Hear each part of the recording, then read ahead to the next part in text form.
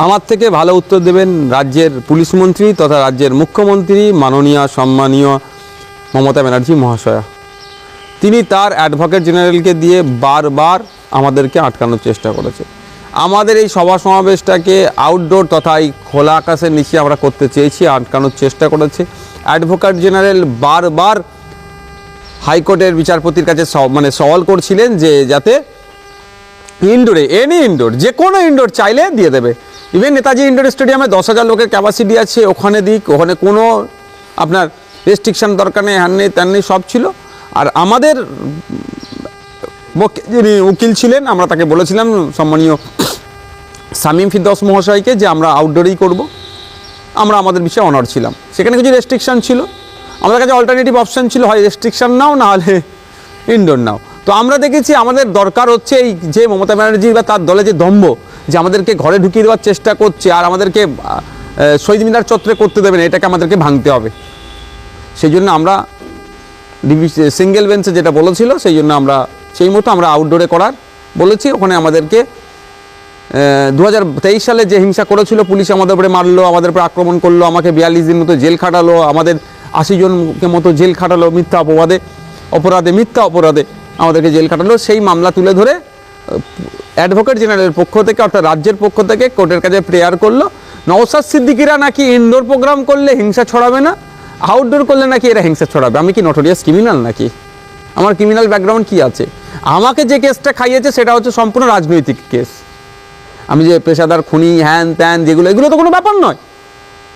এটা শুধুমাত্র রাজনৈতিক কারণে আমাকে কেস খাইয়েছে। এবং শুধু শুনে রাখুন, বাংলার মানুষ শুনুক যে আমার যখন বেল দিয়েছে কোনো বিনা শর্তে আমার বেল হয়েছে এবং ওই বেলেও উল্লেখ করা আছে, বেলের যে কপি আছে উল্লেখ করা আছে আমার বিরুদ্ধে কোনো ধরনের অভিযোগ কেউ কোর্টে প্রমাণ করতে পারেনি বলেই আমাকে বেলটা দিয়েছে। তারপরেও রাজ্য সরকার কৌশলে আমাকে আটকেছে। আমরা ডিভিশন বেঞ্চে পরের দিনে সকালে গিয়েছিলাম, কিন্তু ডিভিশন বেঞ্চ সেই দিনকে শোনেনি, মামলাটা আজকে রেখেছে অর্থাৎ বুধবারে। তো ব্যাপারটা হচ্ছে আমরা আমাদের লড়াই লড়ে নেবো, তো আইনকে তো মান্যতা দিতে হবে। আমরা আইনের দ্বারস্থ হয়েছিলাম, আইন আমাদেরকে আইনের মাধ্যমে আমি ওখানে রাজ্য সরকার করতে দিচ্ছিল না, আমরা ওখানে করে দেখিয়ে দিয়েছি মমতা ব্যানার্জি সরকারকে যে কারো বাবাকালী জায়গা নয় কলকাতাটা, যেখানে করতে দেবো না ওখানে করতে দেবো না, পারবেন না। হ্যাঁ, কিছু মানুষকে আটকানোর চেষ্টা করেছেন, রেস্ট্রিকশন করেছেন, লিমিটেশন করেছেন, সবই আমরা মান্যতা দিয়েছি। কিন্তু আপনারা যেখানে আমাদেরকে করতে দেবেন না বলেছিলেন সেখানে করে দেখিয়ে দিয়েছি।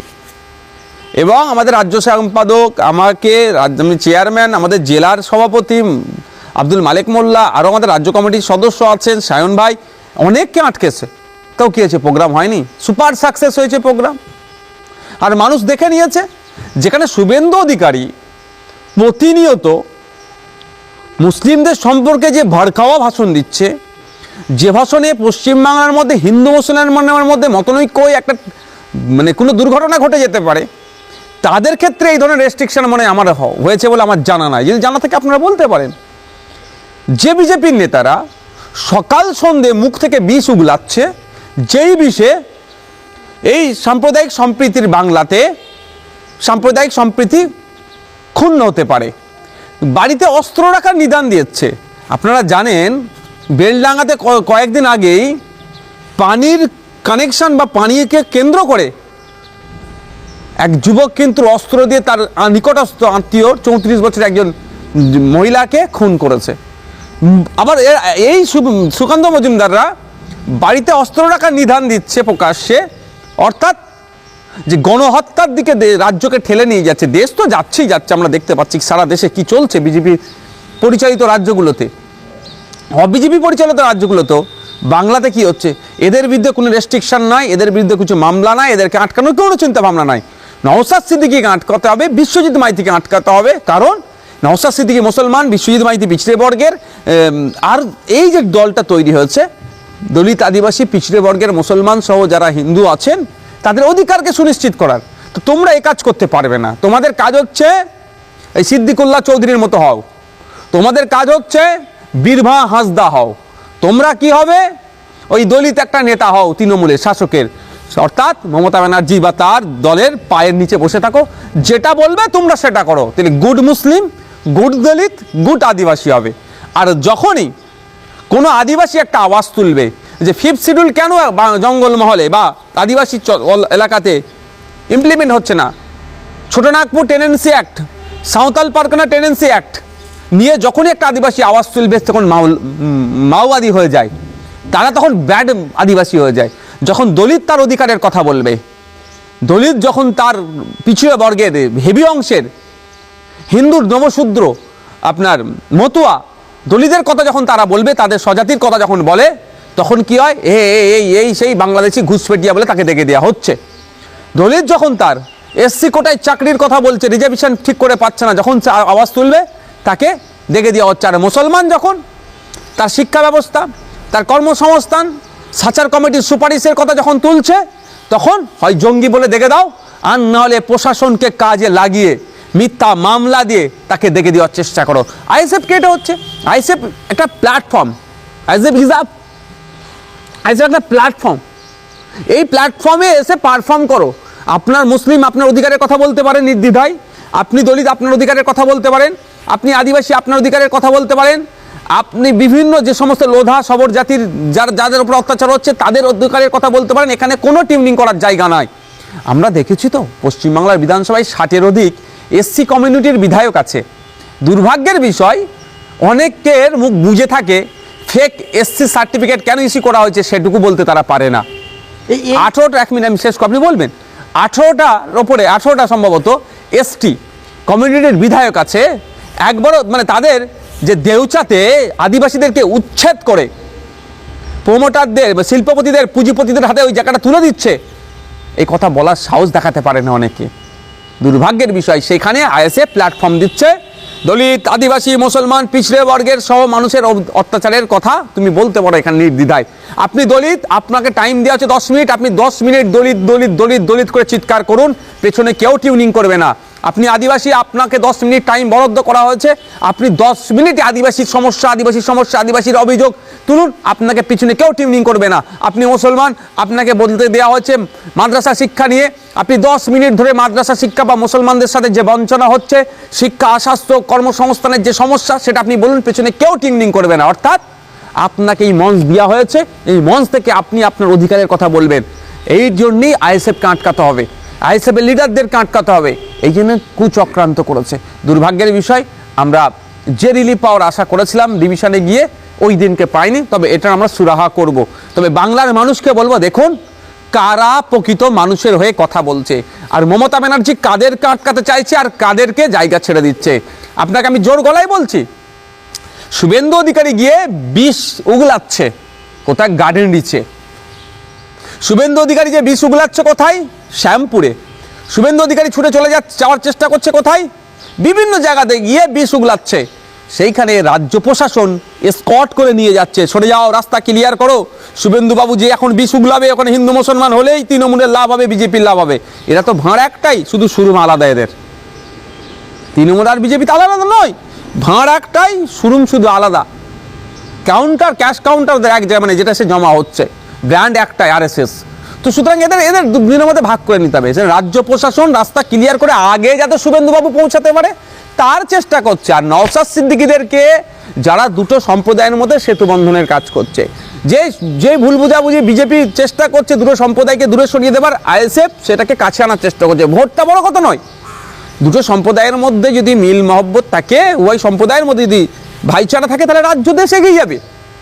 আর বিজেপি চাইছে সম্প্রদায়ের মধ্যে বিভেদ করে দাও, শুভেন্দুবাবুরা চাইছে হিন্দু মুসলমান করলেই ভোটে তাদের লাভ হবে। দুটো তৃণমূল আর বিজেপি, কেউ শাসকে কেউ অপোজিশনে, এটা দখল করে রাখবে, আর বলার লোক থাকবে না। এটা তো চক্র। এটা সেই জায়গায় যখন আমরা আটকানোর চেষ্টা করছি, আমরা জাতীয় ঐক্য গড়ে তোলার চেষ্টা করছি, রাজ্যের মধ্যে ঐক্য গড়ে তোলার চেষ্টা করছি, শ্রমজীবী মানুষের কথা বলছি, কৃষকের কথা বলছি, ছাত্র যুবর কথা বলছি, তখনই আমাদেরকে আটকাতে হচ্ছে। আমরা যখন আমার বোন তিলোত্তমার কথা বলছি, আমি অন ক্যামেরা বলছি, আমার বোনের ইনসাফ এখনো হয়নি। হ্যাঁ, আপনি বলতে পারেন সঞ্জয় রায়কে করেছে, কোর্টের কিছু করার নেই। জজের চেয়ারে যিনি বসে থাকবেন, কারো মুখ দেখে তিনি বিচার করতে পারেন না, তিনি এভিডেন্সের ওপরে বিচার করবেন। যারা এভিডেন্স প্রোভাইড করেছে তারা, আমি মনে করছি, অসত্য দিয়েছে, অনেক কিছু লুকিয়ে রেখেছে। কারণ যখন সন্দীপ ঘোষ আর টালা থানা ওসিকে গ্রেফতার করেছিল, কি বলেছিল, লার্জার কনস্পিরেন্সি আছে, অনেক কিছু কারণ দেখিয়েছিল, সেগুলো কোথায় গেল? সব থেকে বড় কথা, সিসিটিভি ফুটেজে যাদের এসেছিল তারা কোথায় গেল? আর একদম সহজে বলছি, রাজ্য সরকার, রাজ্য প্রশাসন যে তৎপরতা দেখাচ্ছিল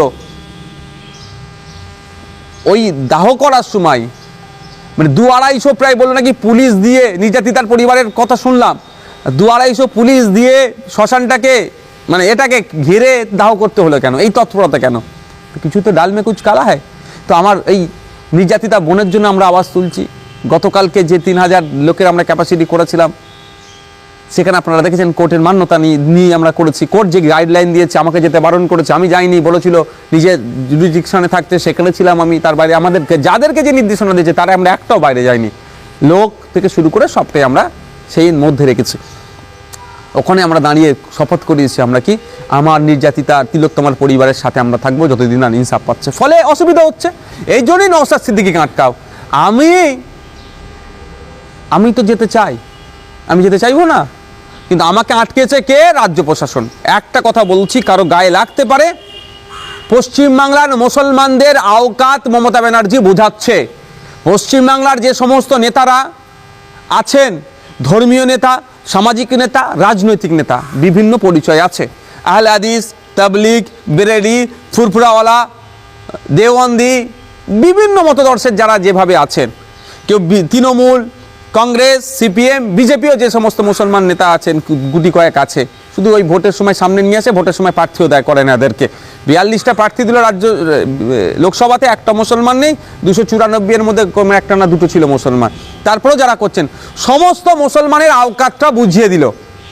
দলিতদের আওকাতটা বোঝানোর চেষ্টা হচ্ছে, আদিবাসীর আওকাতটা বোঝানোর চেষ্টা হচ্ছে। তোমরা কথা বলতে পারবে না, আমরা ব্রাহ্মণ্যবাদী দল, আমাদের পায়ের নিচে তোমাদের বসে থাকতে হবে। তুমি বড় নেতা মানে আমি আমার নিজেকে বড় নেতা হওয়ার শখ নেই, তুমি তোমার স্বজাতির কথা, তুমি অত্যাচারী মানুষের কথা বলতে পারবে না। তুমি অত্যাচারী মানুষের কথা যদি বলার চেষ্টা করো, তোমার নামে মিথ্যা মামলা দিয়ে বিভিন্নভাবে তোমাকে আটকানো হবে। তবে একটা কথা বলে রাখি, সিট ডালা বিক্রি নাই, আমার সিট ডালা বিক্রি নাই। জেলের মধ্যে বসে থাকতে প্রস্তুত আছি আমি, জেলের ভাত খেতে প্রস্তুত আছি আমি, কিন্তু বেইমানির ভাত আমি খাবো না। যাদের জন্য লড়াই করতে নেমেছি, সেই বঞ্চিত মানুষের সাথে আমি বেইমানি করব না। আমার কাছে অফার নাই, আমার কাছে চাইছে, আমি গিয়ে বলি যে আমার সাথে এই ওটা হচ্ছে কেন, সব সমাধান করে দেবে, সব সমাধান করে দেবে। কিন্তু নওশাদকে গিয়ে বলতে হবে। আরে নওশাদ যদি গিয়ে বলে, তাহলে আমার এই বলার স্বাধীনতাটা কেড়ে নেবে।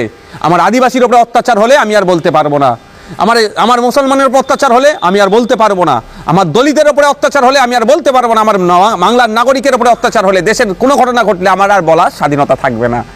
আমার জেলের ভাতটা পছন্দ, বলার স্বাধীনতা থাকতে আমারটা সেই রকমই পছন্দ করি আমি। বলার স্বাধীনতা চলে যাবে, খোলা আকাশে থেকে কিছুই লাভ হবে না।